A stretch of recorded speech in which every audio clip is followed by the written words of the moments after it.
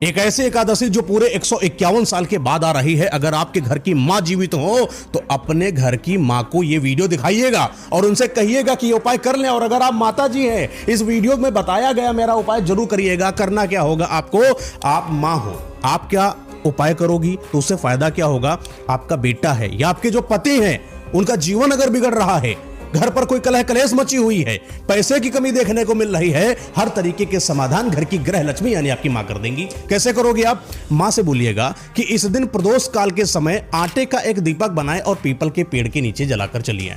पहला आपका उपाय हो चुका है। और दूसरा उपाय आप क्या करेंगी, जो शिवलिंग है, शिवलिंग पर हल्दी के पानी से अभिषेक करिएगा और वहां पर भी एक आटे से बने हुए दीपक को आपको प्रज्वलित करना है। अब सवाल उठता है कि आपको लंबी बाती रखना कि गोल बाती रखना है। आपको गोल बाती, चाहे पीपल के पेड़ के पास जाए चाहे शिवलिंग के पास जाए, आपको दो चीजें, दो उपाय, महाउपाय जो मैंने बताया है वो कर लेना। बच्चे की मति भ्रष्ट हो, व्यापार नहीं, हर तरीके की